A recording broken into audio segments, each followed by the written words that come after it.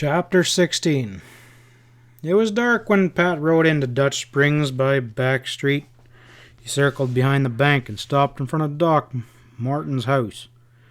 The doctor was eating supper when Pat knocked on the door. He was a paunchy, fat-cheeked man, and he invited the sheriff in to have supper with him when he saw who was at the door. "Thanks, Doc." Pat shook his head. "Sorry to disturb you," he went on apologetically, "but I got a hunk of shot-up meat I'd wish you'd have a look at before I lock it into jail." Doc Morton said, "Well, I heard you was out after the dock robbers, so just have a wait until I put on my coat." Pat waited while the doctor put on a coat and got a lantern. "Caught 'em, did ya?" asked the doctor as he came out the door. "Well, not exactly, sorta though," Pat confessed. The doctor gave him a benign glance. "Well, funny thing about that bank robbery. When they counted the money this morning, there was exactly $7,483 a-missing. All the rest of it was setting right there." He cleared his throat and added apologetically, "Some folks are trying to make something out of the fact that your friends Sam and Ezra had exactly $7,485 in deposit." Pat replied disgustedly, "Well, Ezra wasn't very much good at counting money. I'm kind of surprised he even come that close. Here he is, Doc." He stopped beside the horse that was carrying the wounded man. "Ben Larkin?" Dr. Montgomery muttered without undue surprise, holding the lantern up to survey the would-be dry gulcher. "Well, I knew you'd be needing for money for some whiskey, Ben, but I didn't know you'd hold up a bank to get it." Larkin responded with an oath, and Pat explained, "Well, he didn't do nothing that brave. It's more Ben's style to hide out by the side of the road and shoot a man that's driving by. I've been telling Ben," he went on casually as the doctor stood on tiptoes to look at Larkin's wound, "that it's mighty bad business interfering with the United States mail.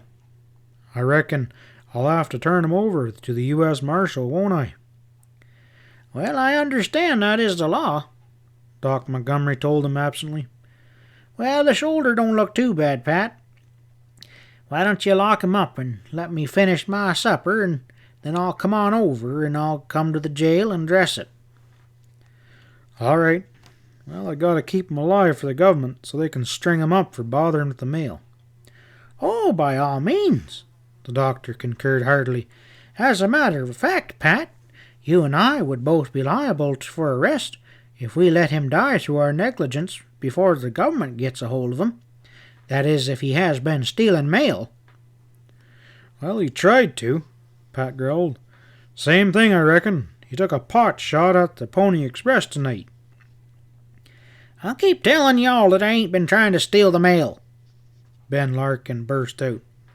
He wasn't very bright and had listened to their comment with growing apprehension.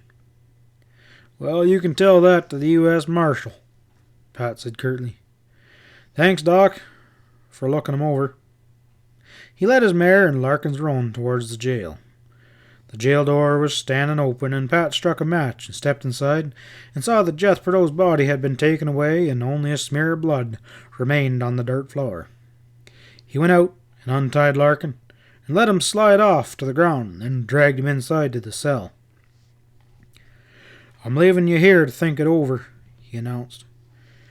"If you want to get out of being turned over to the United States Marshal and maybe getting strung up for trying to steal the mail, you better tell the truth on why you'd try and dry gulch Sam SLOAN. That'll be a jail sentence, though, but at least it won't be a hanging offense." He went out, padlocked the door, and walked away to leave Ben Larkin alone inside the cell with his thoughts. There was twice as many saddle horses and vehicles in the main street as Pat could ever recall seeing on a Saturday night. Pat stopped and stared down the street in astonishment when he turned into the block from the jail. He wondered what the hell had drawn all these people into town on a weeknight. His face cleared suddenly, and he nodded to himself. Of course, it was the inauguration of the Pony Express route through Dutch Springs that had been the magnet. He remembered now that there had been plans for a public celebration of sorts, a picnic in the afternoon with a torch-lit parade and speech-making to follow later in the evening. He had plumb forgot all about it in the worry about last night's trouble. Right now, between the picnic and the speech-making, a certain amount of drinking was going on. All the saloons were crowded, with horses thickest in front of the Gold Eagle and the Jewel Hotel. Pat sauntered up to the Gold Eagle and pushed the swinging doors open. He stopped just inside the door and grinned widely when he saw John Boyd teetering back and forth as he tried to stand erect on a table at the back of the saloon. John was his near neighbor of Pat's, a steady-going, industrious rancher, except on occasions like this where he was likely to get into too much. And right now, John Boyd was pretty drunk, and he was hell-bent on giving a speech to the crowded saloon. He was saying, "Listen here, now. I want to hear 3 cheers for old Sam SLOAN. 3 loud ones. Here's the boy that carried the mail. Let's lift up and give him 3 cheers." He lifted his arm and waved, and men laughed and responded with shouts and cheers. Then Pat saw Sam SLOAN. He had Harold Morgan drawn to one side and was arguing fiercely with the deputy that Pat had left in charge in the sheriff's office. His dark face was tight with anger, and he was talking loudly to Morgan, who kept smiling, trying to back away from him. John Boyd fell off the table as the cheering died down, and laughing men caught him and helped him to the bar. Pat began threading his way through the hilarious throng, unnoticed as he went towards Sam and Harold Morgan. But other men were beginning to notice the scene, and were crowding in on the two to hear what the argument was all about. When he got a little closer, Pat was hearing Sam say savagely, "You gotta do it, Morgan, I'm telling you. You can't wait till Pat gets here." "Well, just go on and have another drink," Morgan insisted good-naturedly. You don't know what you're talking about. Why, you're the hero of Dutch Springs tonight, Sam. I can't arrest you." "But you gotta." There was almost a sob in Sam's voice. "I tell you, I gotta be arrested before Pat gets here." "I'm already here," Pat announced loudly. Men looked around in surprise and moved aside to make way for him to reach Sam and Morgan. There was knowing grins on the faces of most of the men, who thought Sam was drunk and didn't even know what he was saying. Sam's jaw dropped when he saw Pat, and he shook his head mournfully and said, "I wished you'd just stayed away, Pat. When you wasn't here when I hit town with the mail, I figured maybe you got some sense in your head and decided to stay out of town." "Whew!" Harold Morgan breathed a sigh of relief and mopped the sweat from his face. "Well, I'm sure glad to see you, Pat. I reckon I'm undeputized now, huh?" "Not yet." Pat stepped past Sam and asked Morgan in a low voice, "What's the matter with him?" "Well, he says I got to arrest him." Morgan lowered his voice too. "I've been having the dangdest time trying to keep him shut up. You told me I wasn't to let anyone on about what he was tied up in the Jewel Hotel kingin'. But, dang it, he's wanting to tell everybody." "Sam, I told you to keep your mouth shut till I fix things up." Pat swung around angrily. "Well, that's why I ain't going to keep it shut," Sam defied him. "I've made my ride with the mail, and that's all I wanted. Now, I'm going to be telling the truth." Men were edging close again to listen. Pat glanced round at them, and then demanded swiftly of Sam, "What are you going to tell the truth about? That you had to fight off a couple of dry gulchers on your way in with the mail?" Sam scowled with amazement. "Well, how'd you know about that?" "Well, what do you think happened to them?" Pat asked sarcastically. "Well, danged if I know. That's why I didn't tell nobody. Thought maybe I'd gone to sleep and maybe dreamt it. First there was 2 of 'em shooting at me, and then there wasn't any." Pat replied, "Well, I happened to see it, and I picked 'em off with my rifle." He turned to the gaping crowd with a laugh. "Sam wanted to be locked up because he thought he'd gone crazy and was seeing things. A couple of coyotes tried to slow up the mail while he was bringing it in. and he never slowed down enough to see what happened to him." He turned back to Sam with another laugh. "I bet you haven't even run up to the Jewel to see Kitty, to have her make over you for that ride," he bantered on him. He put his arm around the smaller man's shoulders and drew him towards the door, saying over his shoulder, "Come on, Morgan. I need you. You're still deputized." Sam weakly tried to argue, but Pat pushed him along and got him outside the crowded saloon. As soon as the swinging doors closed behind the three, Pat turned angrily. "You doggone near spoiled everything in there. Why can't you keep your big mouth shut?" "Well, I can't let you do it, Pat," Sam said. "You're coming up to the Jewel with me." Pat took him by the arm and pulled him along, over Sam's head. He asked Morgan, "Has any of this stuff leaked out around town yet?" "Nary a bit." Morgan turned his head and shook it. "Don't many people know a dude from Denver was killed last night. And those that do think he killed himself. And as far as I know, neither Kitty nor Dems have peeped a word about Sam. I reckon they'd probably be glad to keep it quiet." "That's what I thought too," Pat said. "Nothing new on Jeff, though?" "Not a dang thing, Pat. Seems we might have missed our chance when we didn't keep those footprints outside the winder from being messed up. People trampled all over 'em before I remembered how them city detectives sometimes measure people's feet and then find a pair that meets the prints." "Well, I guess we should have thought of that last night," Pat agreed, "but I don't reckon it matters too much." He steered Sam in through the hallway that led into the lobby of the Jewel Hotel. The door into the adjoining saloon was open, and a lot of noise was coming out of the overcrowded room. He let go of Sam's arm and said earnestly, "Sam, promise me one thing.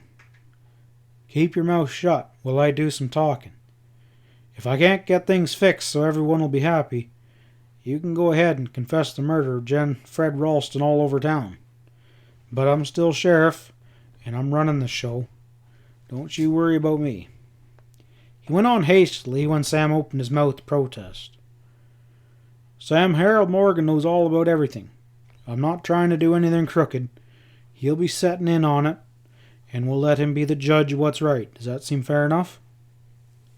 I reckon so," Sam said. "Because Morgan had a high reputation for probability." "But I'd rather—" "Don't do none of your rathers now," Pat snapped. "Just keep your mouth shut." He turned to the clerk, who was listening with open mouth and goggling eyes.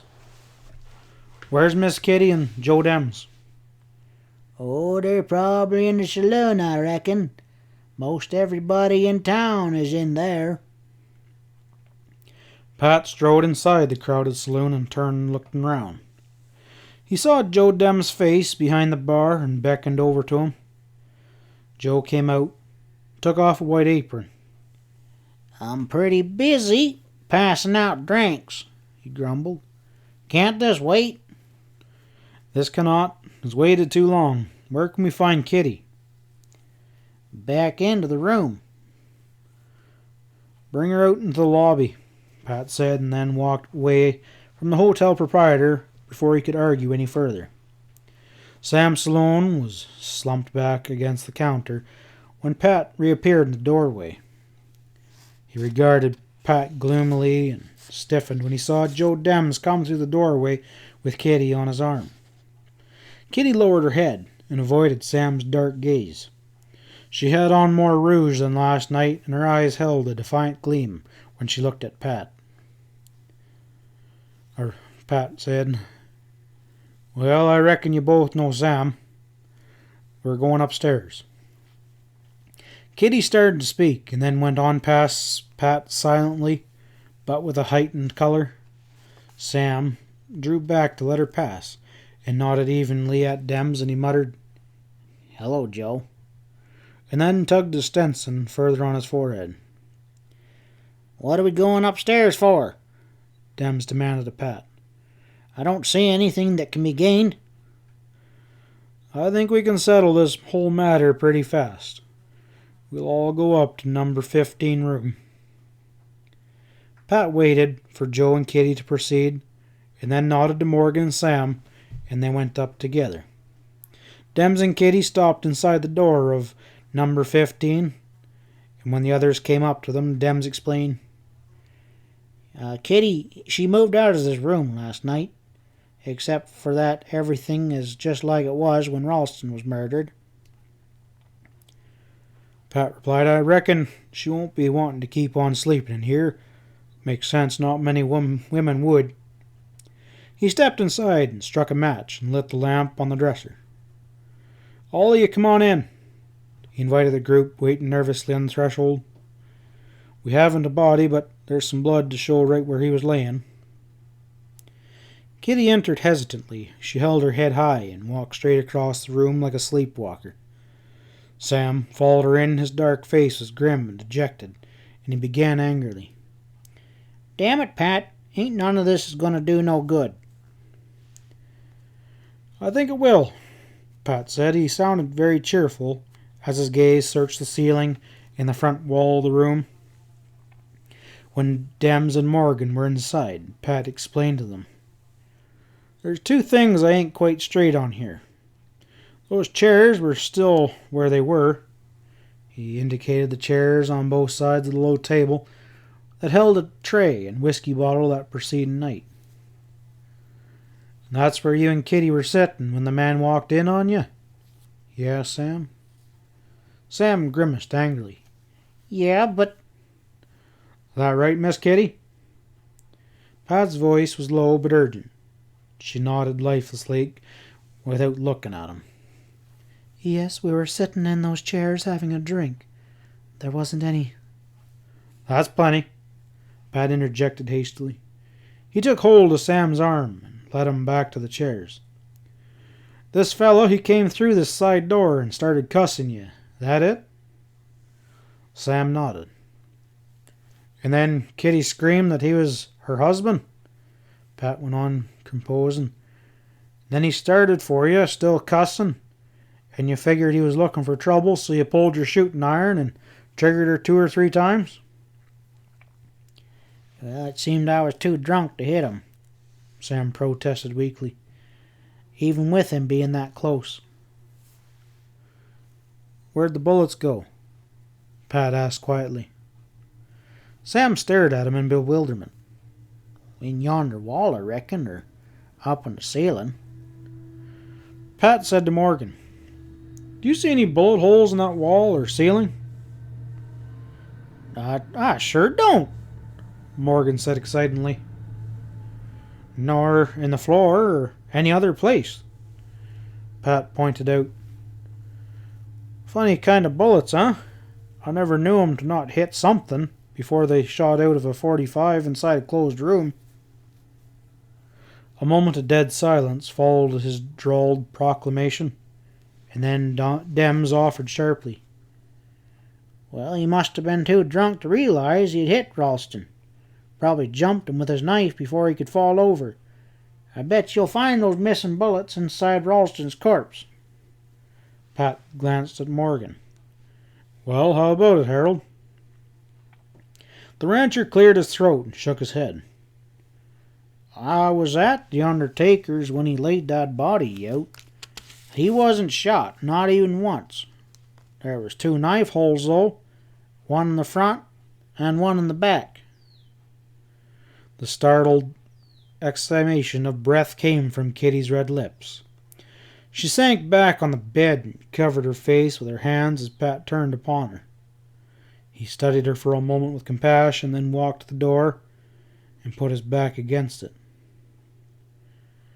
It's time all of us quit covering up things and told all the truth, he warned them.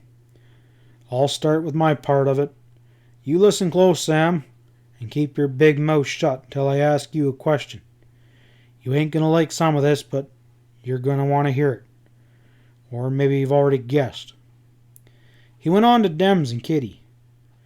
That I had a confab with Fred Ralston in my office last evening right after he got off the stage. End of chapter 16.